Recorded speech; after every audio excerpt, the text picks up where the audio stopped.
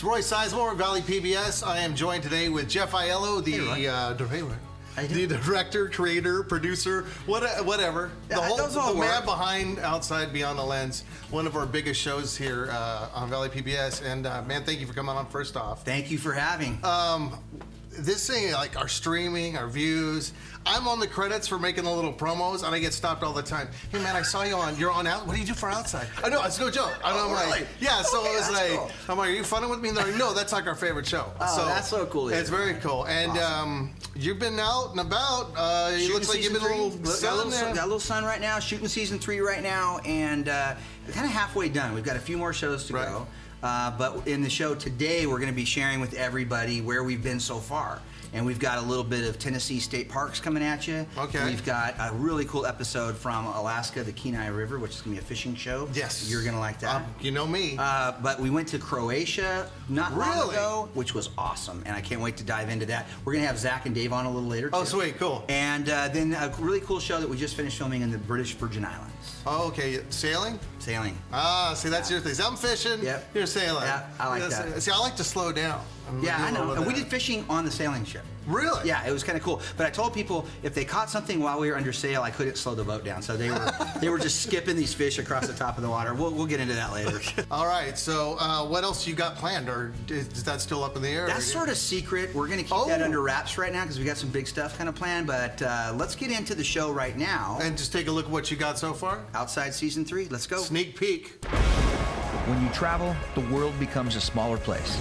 When you explore with friends that share a love of photography, destinations come to life. This water is emerald green.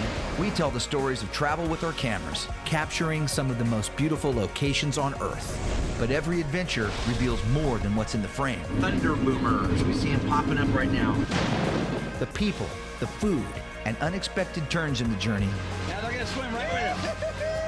Brings the full experience of travel into focus.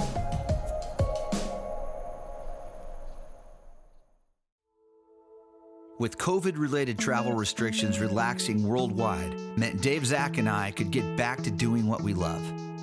Exploring the entire planet to capture the beauty of this world cinematically and document the adventures we share along the way. In early June of 2021, we decided to start things off with an early summer trip to Tennessee to film the incredible state park system found throughout the volunteer state. Like many of our journeys, this was a road trip show where we have a basic idea of where to go, but use tips from locals and people we meet along the way to guide us to locations usually found off the beaten path. Well, you don't want to slip on this trail.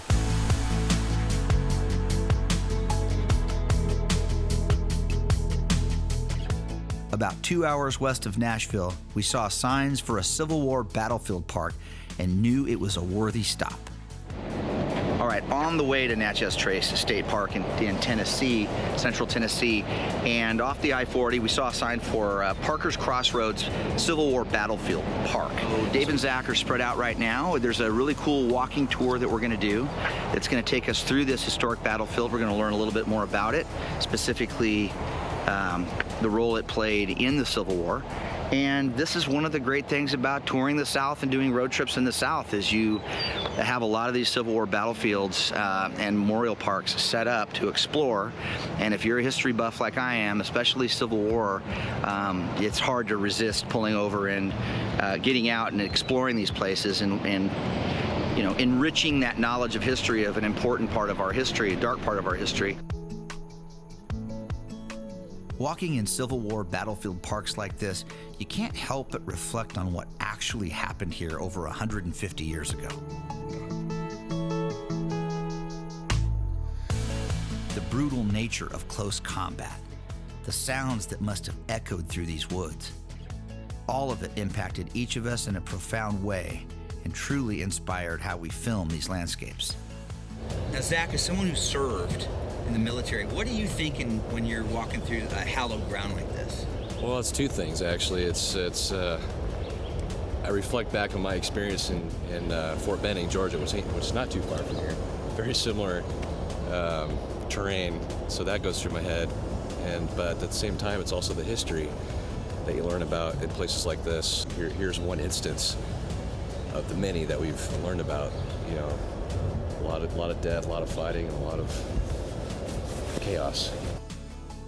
But beyond the rich history of Civil War parks like this, Tennessee is well known for its state park system. 56 designated state parks featuring hiking trails, waterfalls, lakes, streams, and dense forests can be found across the state. Parks like Rock Island State Park, about 2 hours east of Nashville.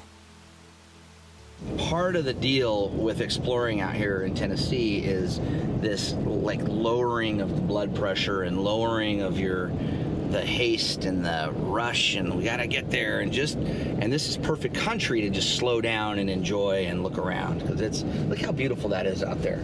Look at that. I mean, that is gorgeous right now. Here, the beautiful drive-in through an absolutely gorgeous hardwood forest leads to parking areas along the Caney Fork below the Great Falls Dam. The limestone cliffs and thick woods combine with the green waters of the river for breathtaking views in every direction.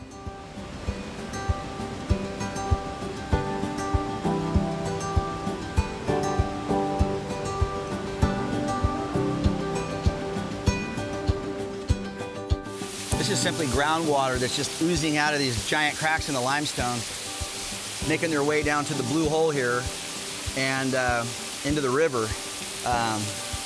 The water, we talked to some locals up ahead, and they said the water level is high right now. There's a lot of groundwater coming out, so the hike's a little tricky, but because the limestone is flat in these layers, it's pretty predictable to walk on. So we're enjoying it. There's a lot more places like this we're gonna discover in this park, and so far this thing's a winner chicken dinner in my book.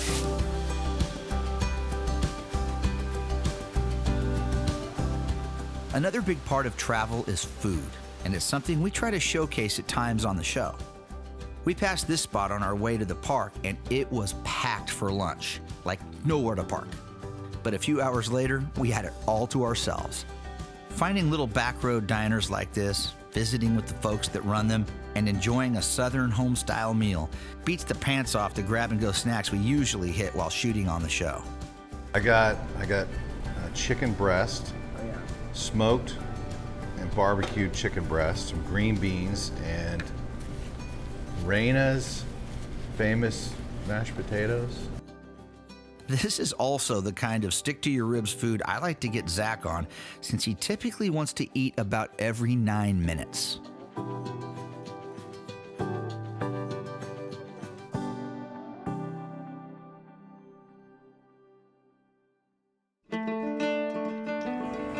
In contrast to exploring the state parks of Tennessee, we made sure to spend some time in downtown Nashville, which is an experience all its own. The bright lights, fun crowds, and country music playing from every bar along the way is why the Broadway section of town is so popular and a fun place to roll cameras.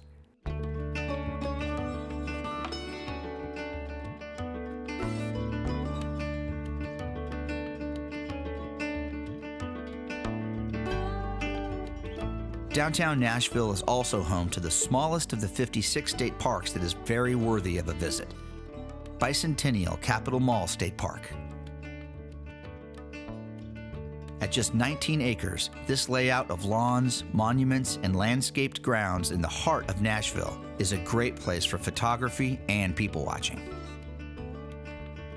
Design elements give interesting historic information on Tennessee, and at the northern end of the park is the iconic Court of Three Stars, a circular plaza representing the three grand divisions of Tennessee, three distinctive geologic and cultural areas of the state captured in the design of the state flag.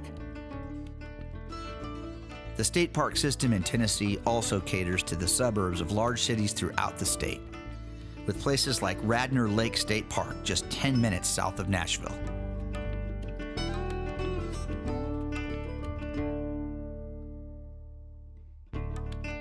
Here, a series of trails winds around Radnor Lake and the 1,400-acre park.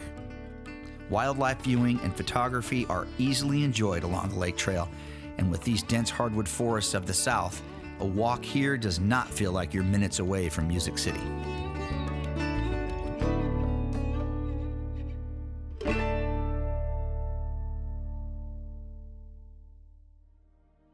Roy Sizemore, Valley PBS with Jeff Aiello from Outside Beyond the Lens, and that was awesome. Tennessee's beautiful. It's gorgeous. We stayed in Nashville for half that shoot, okay. and it was, that was my first time to Nashville, and I loved it. It's smaller than you think, but I don't know, it's a cool town. It's a cool town. You're going to see a little bit of that in the episode too. We're going to spend a little time showing you around Nashville. But the state parks in Tennessee are amazing. They're at the same quality that a lot of national parks are in America, and so it was fun to show that off. Yeah, it's just so vast. There's so much, and we're so cramped here. We don't. Yeah. When you look at that, you're just like, that's what's so great about your show is I'm not going to go back to Tennessee. I'm not going to get to go do all this stuff. But with Outside Beyond the Lens, like, we get to live through you and watching you, and there is all that that aspect of it. I also love when we hear back from viewers that were inspired to go to a place that we saw. Right. That's, to me and to Zach and Dave, that's music to our ears. Especially people will use an actual episode as a trip guide.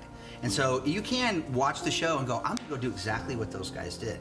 And for me, producing a show like this for Valley PBS is really what it's all about, because it's the kind of programming we can do that you can't really get away with in other places. Certainly commercial television too.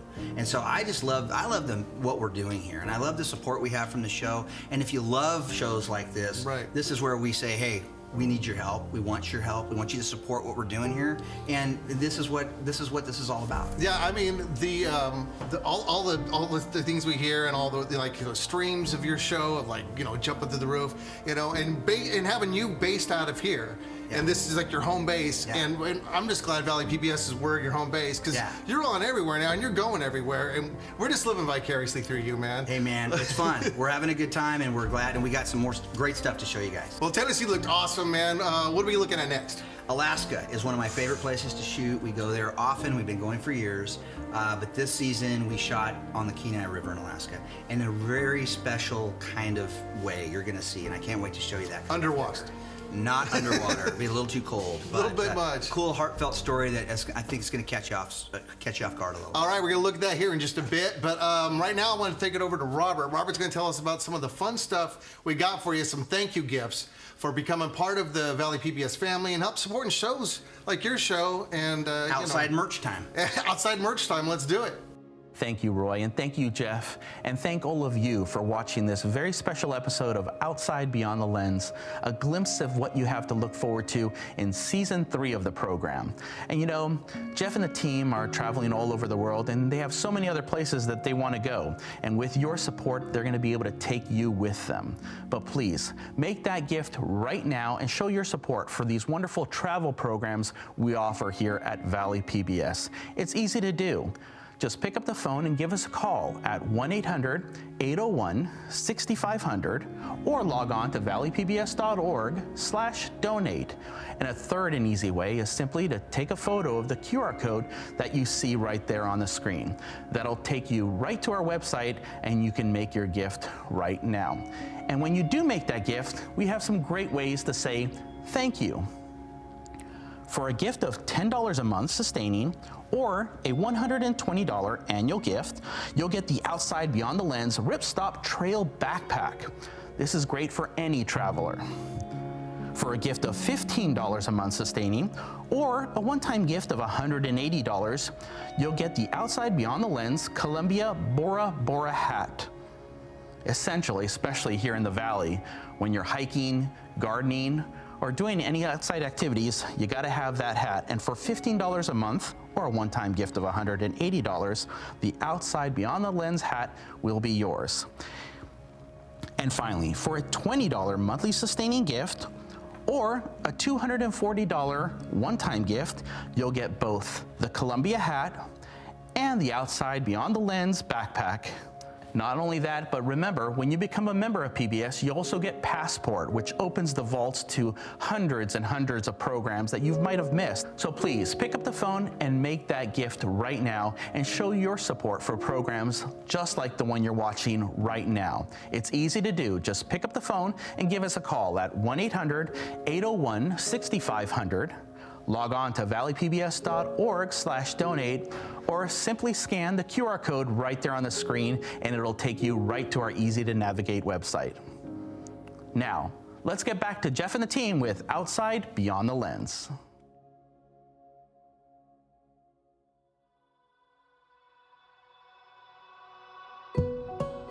Of all the places we've shot around the world, Alaska will always be one of our favorites. It is sprawling and wild and pure, and because of that, Alaska is its own world with countless destinations within it to explore. All different, but all with one thing in common. Most of the state is free of humankind's heavy touch. Our trip to Alaska's Kenai River this summer was inspired by something you might not expect: the tragic loss of a life too soon. The son of a friend who passed suddenly just as he was truly beginning to live his life. The family built this amazing resort right on the banks of the Kenai to honor their son Cameron's love for Alaska and fishing these amazing waters. Here, the salmon run strong, like they always have. So Dave, Zach, and me, along with a few friends and family who've never seen Alaska, came here to tell the story of how this place came to be and to photograph the beauty of the Kenai Peninsula. What we're doing here is fishing for sockeye and silver salmon that are coming up the Kenai River to spawn right now. We're in mid-August here. This is the time when, actually a little earlier than this, is when the salmon really start running. And we are doing what's called flossing. So we're using a fly rod with a big weight on it. And basically all we do is just sort of flip the weight. About 8 feet behind the weight is a hook with a piece of bright orange yarn on it. And if the salmon are there, it's not uncommon to get a hookup almost on every cast. But right now, because we have the camera rolling, we're not gonna have that. Since the fish weren't quite awake yet, we made a plan to see what nearby Soldotna, Alaska had in the way of hiking trails at a preserve nearby. A quick search online led us here, to the Kenai National Wildlife Refuge, just a 5-minute drive from the lodge. One of the things I love about hiking here in the Kenai Peninsula in Alaska is even the smallest trail, not even far from where we've parked, and we're already lost in this beautiful temperate forest. We've got Devil's Club popping up everywhere with their bright red berries right now. There's some elderberry in here. The trail itself is really well maintained, easy to walk, and there's a cool breeze blowing. It's just heavenly right now. Summers in Alaska can be amazingly beautiful as far as weather goes, and we're having that today for sure. This is a great little hike and a great little escape. And if you've never been and hiked in Alaska, this is a great introduction into what it can be like without really going far off trail and really, investing a lot of time and energy into a longer adventure. These little hikes right around the visitor center here are perfect. A trip to the Kenai Peninsula wouldn't be complete with at least a one-day run to the fun fishing village of Homer, Alaska. We took a day trip down to Homer from Soldotna, about a 2-hour drive, but hit it on a day that was really foggy, so we couldn't see the gorgeous mountains that framed the bay. The main spit that juts out into Kachemak Bay is a popular tourist attraction with shops, restaurants, and places to watch the summer halibut fishermen come in with their catch. It's also a fun place to mingle with the locals, who in this part of the world are usually interesting characters. I'm from New Hampshire, originally. No kidding. Yeah. I first came here in '84. And you stayed? No, but I knew I was going to live here. I came here when I was 43, divorced the second time, and started a new life. And it's a very common story here. What part of this? We called this the spit. Where are we right now? It's actually called the spit. It's actually called the spit. And in 1962, in an earthquake, it was 64. actually inundated with salt water, and the took trees a long died. time for grass to grow again. Okay, well, so and this is the main barrier between the Pacific Ocean and the harbor? Is that right? Well, kinda. We just landed here, just got here today, just drove in. We're shooting around. In fact, Dave and Zach are somewhere. I haven't even seen. Did you guys see Dave or Zach? Not a hide nor hair. You don't even know Dave or Zach? No. Didn't even know him. Okay, all right. Well, I'm glad I met you guys because now I have a little bit better feeling on what to do, including going to the Salty Dog. So we're gonna head there next. This place is a Homer, Alaska landmark. Not only is it filled with a lot of history and some really good drinks, it's well known for its interior decorating, which as you can see here, is basically a lot of dollar bills hanging everywhere from every corner, making a stop here to grab a quick beer like sitting in some kind of weird cave. How much? It's like, that's cool. The Kenai River is considered one of the premier salmon fishing rivers in the world. The amount of fish that come in, the beauty of the river itself, and its accessibility for anglers makes it a bucket list destination for fishing, and for us, an amazing place for photography. But the river is also home to monster rainbow trout that become huge feeding on salmon eggs during the summer spawn. To try our luck on hooking one of these once-in-a-lifetime fish, we turn to a local guide who knows the Kenai like the back of his hand. Ian McDonald and his trusty sidekick Bones have been guiding fishing trips on the Upper Kenai for years. Bones, come here. Come on. Ian is taking us up to the headwaters of the Kenai as it flows from Skilac Lake. Up here, now on the lake's surface, the waters are calm, with barely a breath of wind, and we are surrounded by sockeye salmon feeding near the surface. Okay, well, what you're seeing right here, folks, is what we call in the fishing world a double, meaning Ian put us in a really good spot, and we've got 2 hookups. So Jeff and Conley are both hooked up on sockeyes. Got him. The spirit in which Cam's Kenai Riverfront Lodge was born from is alive and well here today, even after Cam is gone. On a post of the pavilion that covers the fire pit, visitors leave fishing lures and hooks with a quiet memory they made while here. A wonderful tradition to honor Cam's love for this place and to always keep him close to this river.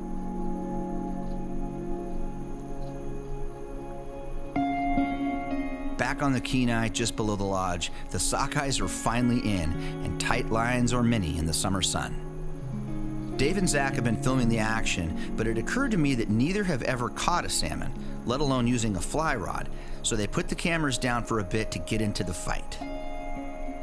It didn't take long for both of them to hook up. We saw it. I saw it. Okay, now get him on his reel. Get him on the reel. Get him on the reel.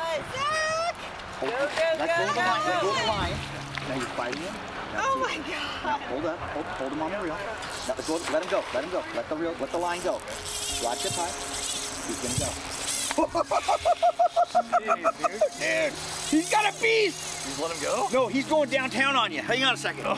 Bit. He's got him. He's gonna run. He's gonna run. Okay, this is gonna take a while because you're into the freaking hog. No, he's a hog. He's a full-fledged hog. Hang on.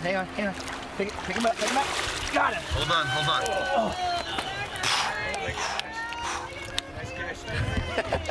Zachariah, welcome to Salmon Town.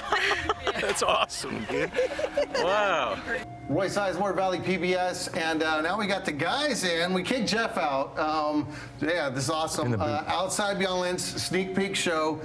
Nice catch. Is that your first big salmon? Oh, yeah. First off, I'm sorry. For those who don't watch the show, this is Zach and Boomer. I don't know if you guys want to do your full names or just go by your show names. That's good. Okay, Zach, that's good. Zach, Boomer's good. Boomer's good. Is that your first big salmon or first that ever? was for a sockeye. I never, caught a fish that big. When I grew up, I got little minnows about that big. That was an experience for sure. Every time I'm a big fishing guy. Everybody knows that. I'm a bass guy, but every time I watch this, I just super envious of you guys, especially these Alaska shows and all the wildlife shows. And what was that like? I mean, were you scared a little bit? Well, yeah. I mean, I had to put the camera down a little bit. Just so here, grab this rod, take a couple tries at it, and I don't know, the second or third try, I hooked it up, and then I was just like, now what? And he's like, hold on, you're sitting there behind me, coaching me, and everybody was behind me. On a fly rod. No. Yeah, Jill behind me whispering in my ear, don't mess it up, don't lose it. And Jeff's like, hold on, just keep it there, you got it. And it went well. And to go out and do what you guys do, how long have you guys been shooting with Jeff, by the way? How long have you been doing the show, or even prior to Outside Beyond the Lens? Yeah, I mean, I've known him for almost 10 years now, working with various shows in different occupations, I guess. But shooting with him for Outside has been about 2 years now, I think. Yeah, I've been shooting with Jeff, I think since '09. We started our first show, and we've been doing Outside Beyond the Lens now for a few years. So yeah, we've got some history. It's a great job to have. I'm watching you guys, and I'm like, look at this. I know, but I do know also the stuff no one else sees, and no one watching right now knows all the stuff that goes on behind. But I do have some questions now that Jeff's not here.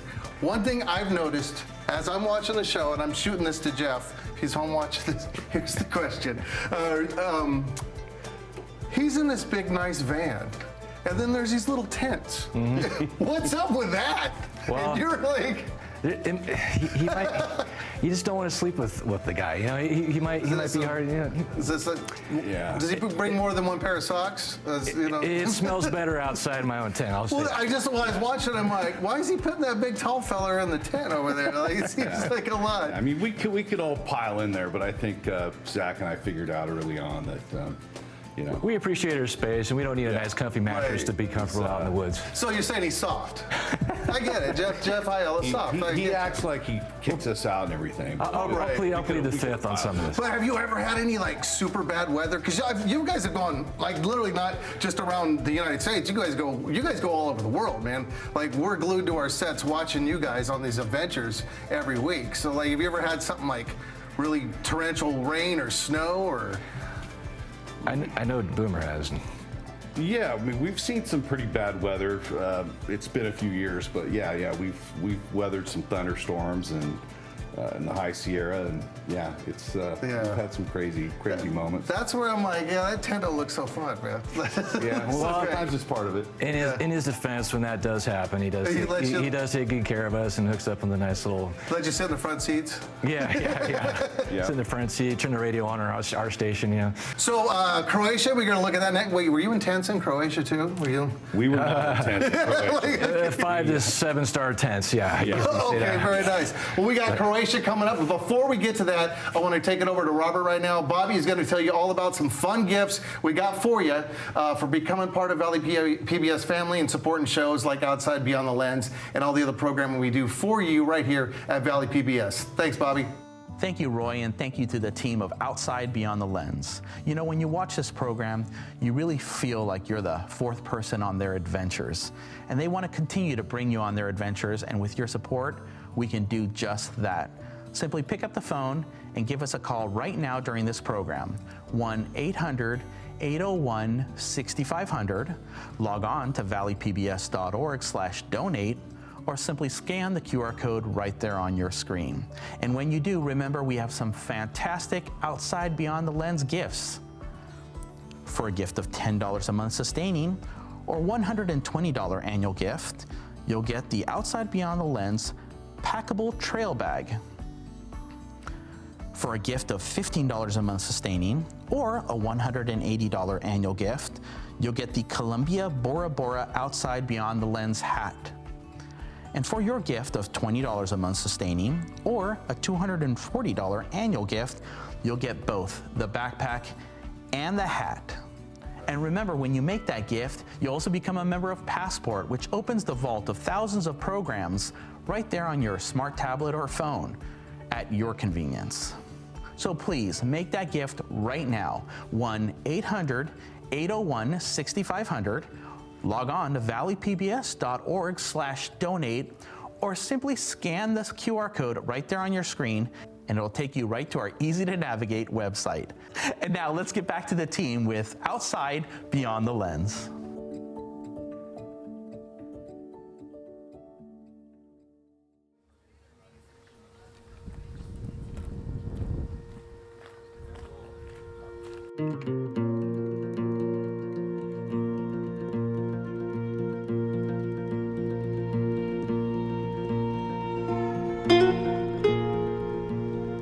With COVID travel restrictions relaxing worldwide, international travel opened back up for us in 2021. At the beginning of the pandemic in early 2020, we had planned a trip to Croatia that was canceled several times due to COVID. But in the fall of 2021, the planets lined up, and it was time to pack up gear and finally make the journey. Most of the tourism crowd to Croatia hits the central and southern coastline in places like Split and Dubrovnik. But we wanted to see another side of this historic and inviting country, so we planned a photographic adventure to Croatia's capital, Zagreb, and then on to the charms of the Istria region of northern Croatia. Okay, well, this is our first full day in Zagreb, and it's good. It's a beautiful Sunday morning. There isn't a cloud in the sky. It's high 60s right now. Zach, Dave, and I are just walking around the city center, the main square area, the cathedral behind us, the farmer's market going on in the morning down here. Everything you think you're going to see when you come to one of these great European capitals like Zagreb, it's here in living color, and we're enjoying it. It's just beautiful. It's a great vibe here, too. The vibe here is just people are happy. It's a clean city. Virtually zero crime here, and everybody's in a good mood, and there's a good reason why. When you walk around and you see this place and you see the vibrancy of it, it makes you very happy to be here. The cobblestone alleys, the open-air markets in the town square, and a busy but not hectic pace was a perfect way to spend the day and a perfect place to do what we love. Cinematically filming destinations like this to try and grab the true essence of what these places are like. I'm telling you what, for photography, Zagreb is beautiful everywhere you turn. I mean, we almost shot, we could easily have shot a whole episode just this morning, and somehow we still have to fit 7 more days of filming into this one, so I don't know how we're gonna do that. How are we gonna do that? I don't know. Well, it's gonna require a lot of editing and tears on my keyboard, but we're gonna get it done. After one full day in Zagreb, it was time to head towards the Istria region of Croatia to explore its Tuscany-like landscape and stunning seaside towns. Places like Pula on the shores of the Adriatic Sea.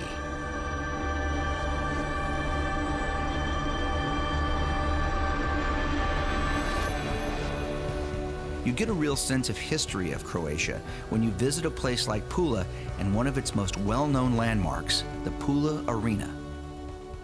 Construction on this Roman-style Colosseum began 27 years before the birth of Christ and was completed in 68 AD by Roman Emperor Titus.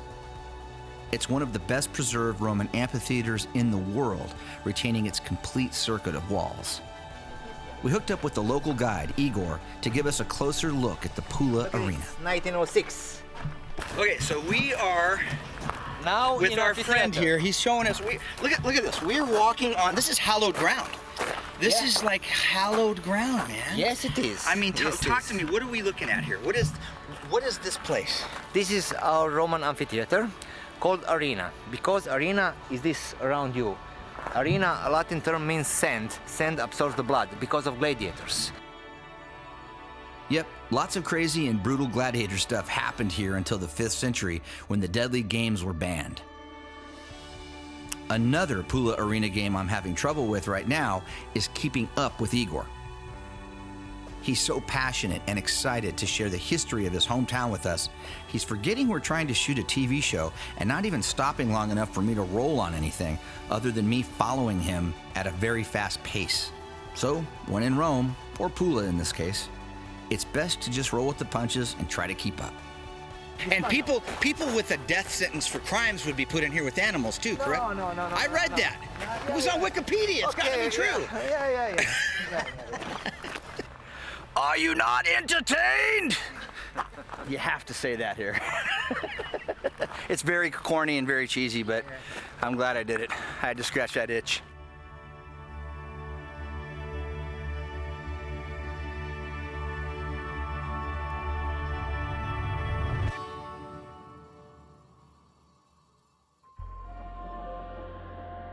Further inland, the countryside of Croatia's Istria region is a landscape of rolling hills dotted with vineyards and farms, quaint villages, and one of our favorite new places in the world, the Hilltop Castle and town of Motovun. Present-day Motovun is built on the site where a medieval Celtic fortress once stood. Today, the village is home to just over 500 people who live and work in this magical setting overlooking the wine country of Istria. A walk up these cobblestone streets to the castle and church atop Motovun is one of those experiences that will stay with you for a lifetime. Is it like corkscrew all the way up? Narrow. It's tight. Nice. It's really tight. I don't know if Big Daddy can get in there. Hey.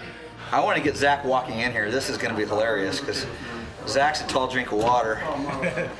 And this is built a long time ago. Get it done. You ready? We'll get it done. I got it. You going in? Okay, maybe. Okay. Well, I can go on fours. Yeah, go. Let's see what you got. Let's just. It's tight. That is tight. Yeah. All right. I don't know if I'm gonna fit in here, to be honest with you. And the views from the top of the castle of Istria's world-famous vineyards and wineries below is a photographer's dream. What do you think, buddy? Oh man. Oh man. Look at the village from here down below.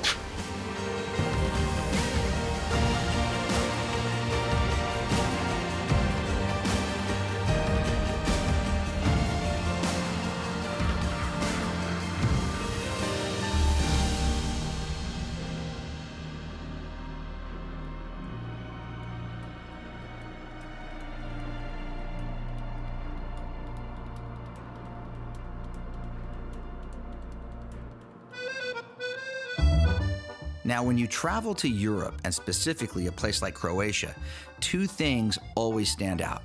The quality of the hotels and accommodations are some of the best in the world, and the food here is a solid reason to travel to Croatia all by itself. We're getting ready for warfare here. Scampi alla busera. Yep. We were lucky enough to have an expert in both as our guide on this trip, Eva, who took great care of us the entire time.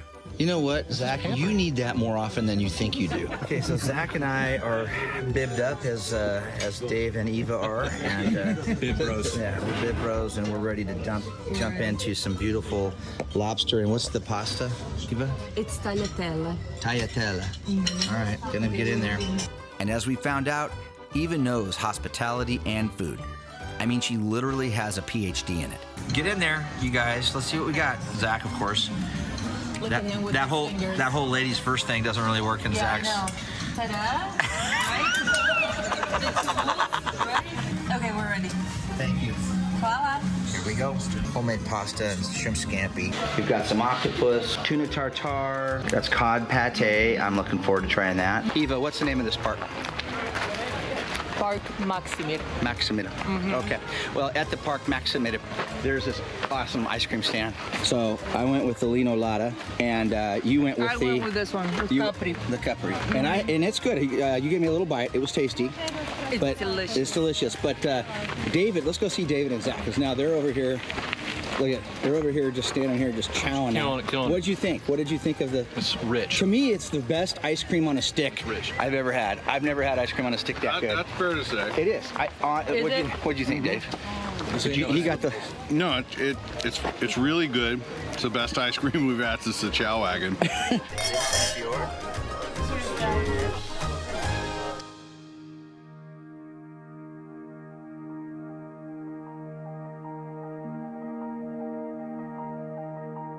Of all the places we visited on our 8-day run to Croatia, this one was our favorite. The picturesque city of Rovinj on the shores of the North Adriatic and a superstar destination of the Istrian Peninsula. The Venice, Italy-like vibe of Rovinj called to us to explore from the views we had at the stunning Grand Park Hotel across the bay. As we walked past the seaside restaurants and cafes towards the town center, a spell began to fall on us all. The people and beauty of this place deserved a patient and deliberate approach to how we filmed here. So, Dave, Zach, and I split up and each wandered into our own experience of what Rovinj meant to us individually.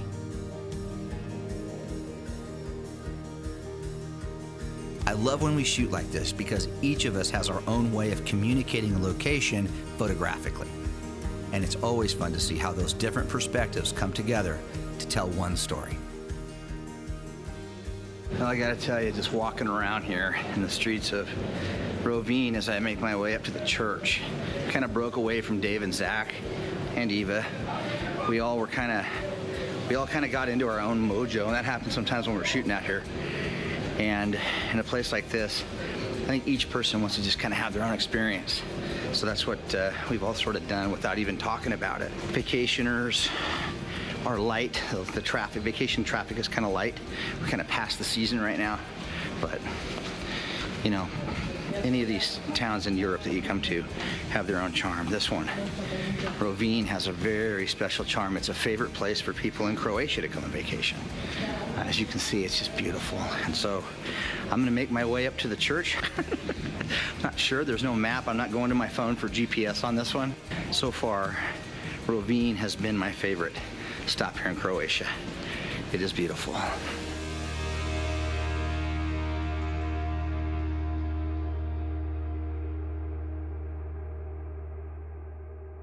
Wow, those are some nice tents there, fellers. Nice tents. Got their own pool in the back. Yeah, they were nice. The cement pond, yeah. We were there as guests sort of the Croatian Tourism Board, so they put us up in some great places. Wow, yeah. Nicer than we ever normally stay. It was pretty amazing. Yeah, we never, with this show, we never stay in places like that. Right. The guys are on the ground in the tent usually. And not just that, but fed us well too. Oh, we ate amazing the greatest food, man. Yeah. We ate the What do they eat over there? A lot of fish. A lot of fish. A lot of fish. You're right next to the Adriatic, so yeah. Okay. Yeah. And the meal's an event, by the way, too. It's not, you don't sit down for like half an hour and eat. It's in a 3-hour like event each time they eat. Like courses, or are you doing like courses, and they really treasure their dining experiences. Here we sit down and it's like whack, whack, whack, it's gone. Right. There it's like everything is really slowed down. It is slowed down. Which is why we didn't see a lot of overweight people, I think, too, walking around Croatia. I've been around, I've done a little bit of traveling. This is another reason why I love the show. Yeah. Is, but yeah, I've been to other places where, yeah, it's like they do the big long dinners and everyone, it's more of a quality of life than a quantity type thing. Absolutely. And I get that vibe. And that's what's also great about your show is, not only is it a travel show, but it's not like a travel show, because then I'm also seeing you shoot him shooting that. Does that make sense? It's like a show about a show. It's like a Seinfeld vibe of a show. That's exactly what it is. We tell people it's a show about making a travel show. There you go. Exactly. We're there to film the beauty of the place. Right. That's why we're there. And then we always break the fourth wall, so to speak, and show us actually, because a lot of stuff happens that's unplanned. Yeah, there's a little bit of chemistry within the. Yeah. What was your guys' favorite part of Croatia? Of all the things we saw, what was your favorite part? Man, I would have to say just walking around Refuge. Refuge, yeah. Refuge was amazing. Is that an actual ravine or the town ravine? Okay, Rovine. Okay, there we go. Jay, we got to clear it up. Cobblestone streets and really cool alleyways and beautiful churches. Ancient city on a hill. It's amazing when you travel. You see how old buildings. Oh, it's so amazing. What was yours, Zach? I think running around with all of our gear after chasing down. We shot this Coliseum in Pula. And after that, we were following our tour guide around town trying to find a better spot. And that was my favorite part, because it was just like running gun. Just crazy. Yeah. It was crazy going through the town trying to chase down Jeff or where we're going, and it was just fun. We just saw a lot. Guerrilla filmmakers. Yeah, that's how we do it. Yeah, that's really cool, man. Well, coming up, we're going to take you to Virgin. The last place we really got to British Virgin Islands. So we went, and I went and shot that show without the guys. It was kind of part of a work, kind of a vacation thing that we had planned for a long time. And so I love to sail. I love the British Virgin Islands. Dave and I have been there before when we shot a different show before, and I wanted to show people how beautiful that Caribbean tropical paradise is. Great. We're going to take a look at that. But first, we're going to talk to Bobby, and he's going to tell you how you can become part of the Valley PBS family and help support shows just like Outside Beyond the Lens. Thank you, Roy. And again, thank you to the team of Outside Beyond the Lens, Jeff, Zach, and Boomer. You know, without your support, these programs wouldn't be made possible. So thank you, viewers at home, for your support of Valley PBS. By picking up the phone and giving us a call right now, you're saying you want to see more programs just like the one you're watching. So please, pick up the phone, give us a call at 1-800-801-6500, or log on to our website at valleypbs.org/donate. And last, you can also scan the QR code right there on the screen and make your gift right now. When you make that gift, you're saying you want to see more Outside Beyond the Lens. You want to see more travel shows. You want Valley PBS to take you around the world. And we want to do just that, and we will continue to do that with your support. So please, pick up the phone, go online, and make that gift right now. Now remember, when you make that gift during this program, we have some great ways to say thank you. For a $10 monthly sustaining gift or just a $120 annual gift, you'll receive the Outside Beyond the Lens Ripstop Trail Backpack. For just $15 a month sustaining or a $180 annual gift, you'll get the Columbia Bora Bora hat. And for a gift of $20 a month or $240 annually, you'll receive both the hat and the backpack. Those are some great gifts, but most importantly, remember, when you make a gift to Valley PBS, you're supporting the programs that you love. So please, take this opportunity and make that gift right now. It's easy to do. Just pick up the phone and give us a call right now at 1-800-801-6500. Log on to valleypbs.org/donate, or just simply take your smartphone and scan the QR code on the screen and it'll take you right to our website. Please show your support for Valley PBS and your support for programs just like the one you're watching, Outside Beyond the Lens. Make that gift right now, and we look forward to bringing you more wonderful episodes of this program and others. But it only can be made possible with your support, so please make that gift right now. Again, 1-800-801-6500. Log on to valleypbs.org/donate or scan the QR code right there on your screen and it'll take you to our easy to navigate website. Now, let's get back to Outside Beyond the Lens.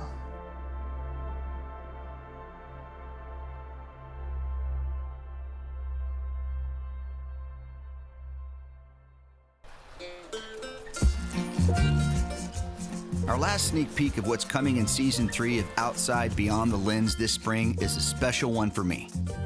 I love to sail, and I fell hard for the British Virgin Islands as a place to do just that 8 years ago when I was here working on another project.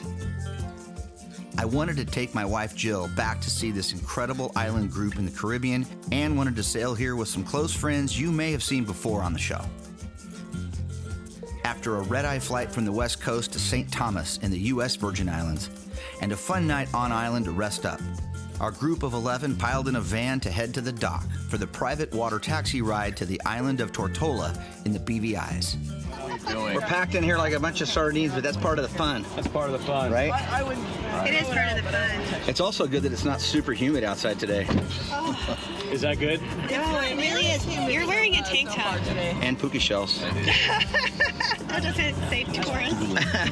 I wanted to, just in case any islanders out there were going to wonder if I was a local or not, I put on puka shells to confirm that I was actually from out of town. Right. Confirm the Turon status.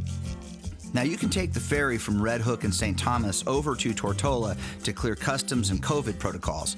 But when we took this trip in late October, there was only one ferry running a day, and it gets packed.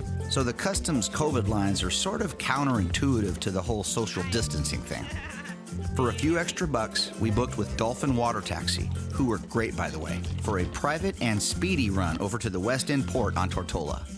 One of the things I love doing out here is looking at all the boats. We're boat people. We love boats. We love sailboats in particular. And so this is a great place just to gawk at all the nice, beautiful catamarans, monohulls, all the boats out here. The high-speed Miami Vice run past beautiful St. John in the U.S. Virgin Islands gave our first-timers a nice look at how absolutely perfect this place is. And when we got to Tortola, our boat captain took our passports and VAX records inside to do all the paperwork for us. After a 10-minute rapid COVID test and negative results all around, we headed down the coast to Road Town, the capital of the BVI's, and arrived at Conch Charters, our boat outfitters for the 8-day trip we had planned. I've sailed with Conch Charters before, and they are the kind of people you want to work with on a trip like this. They have a great fleet of sailboats to charter, and when we arrived, we're getting our two 48-foot Leopard catamarans ready for our journey. After grabbing a quick lunch at the restaurant right next door, it's time to head to the nearby grocery store to stock up on provisions we'll need for the week. All right, so we're gonna make, this is kind of like a running of the gauntlet, single file. We're going to the grocery store, but you gotta drag this cart, and the roads here are really narrow. And so, and they drive on the opposite side of the street than we're used to in America. And you can kind of see from watching the footage, ow, this place is a little wacky. Okay, we're good, we got a little bubble there. Now, if you want to skip this part, you can order all your provisions online and have it delivered to your charter. But we had a few hours to kill while our boats were getting ready, so we decided to make this part of the adventure, which it definitely was. Provisioning. Provisioning. I'm gonna follow you right in. Okay, follow me in. Now you're doing absolutely nothing now. Except shooting a TV show. That's true. Which really isn't that hard. So it's a lot of work that first day getting here. We got here, we waited for the charter to be cleaned up and ready to go and re-outfitted for us. Meanwhile, as you saw, we took a ride up to the grocery store, loaded up, got all the provisions now loaded in to the boat, and we'll start putting it all away, taking an inventory, because somebody's gonna say, why didn't you get this, or why didn't you get that, or why did you buy Insure when you're 54 years old? And so that's where Mark's finding them. And so $50 right there. There's some reasons. We'll get into that later. I might put an infographic on the screen or something. In the full episode of this Seabourn photo adventure coming in the spring, we're going to really dive into each of the stops we made and detail trip routes. So those of you watching that want to do this journey for yourselves will have a resource to help you plan. For this preview special, we're just showing off some of the highlights, or lowlights, if you consider what happened on Halloween night at the world-famous Foxy's Beach Bar on Jost Van Dyke.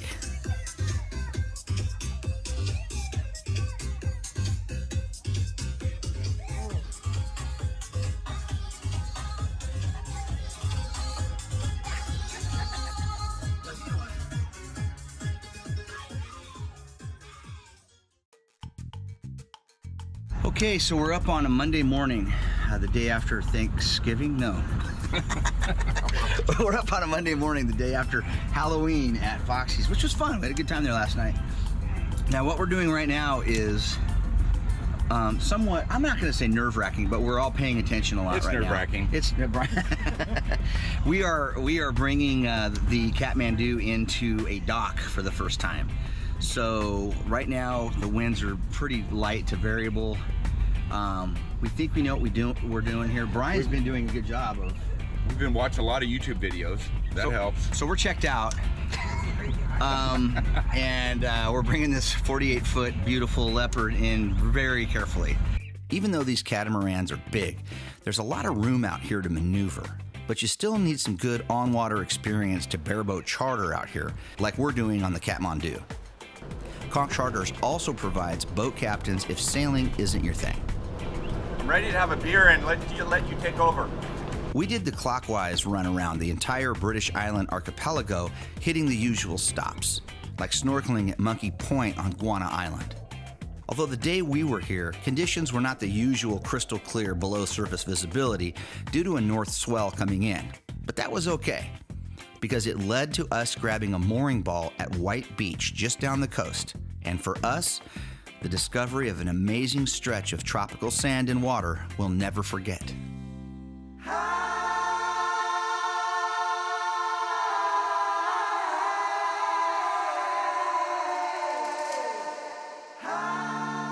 For me, the highlight of this trip was sailing the 12 miles out to Anegada Island, the one British Virgin island not part of the main island group.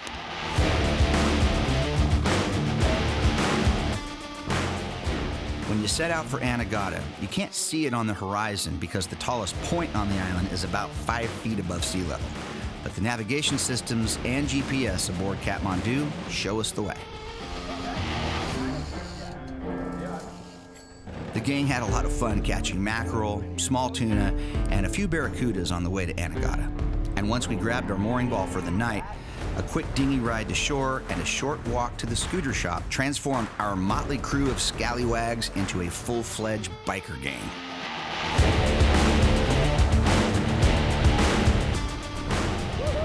Exploring Anegada like this and hitting must-see stops like Cowwreck Beach and the Anegada Beach Club are a fun way to break up time on the boat.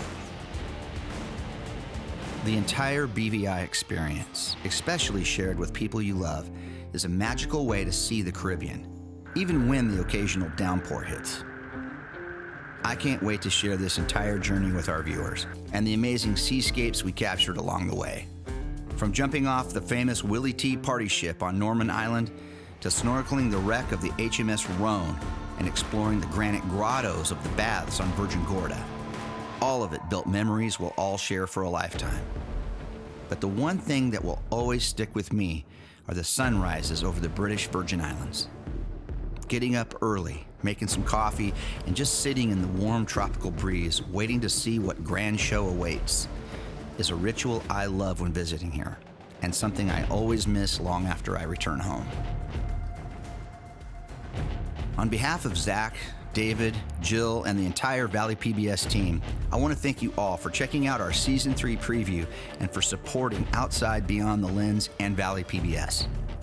If you watch the show and love coming along with us on these adventures, call, scan the QR code, or go online and be a part of helping us continue to produce shows like Outside Beyond the Lens on Valley PBS.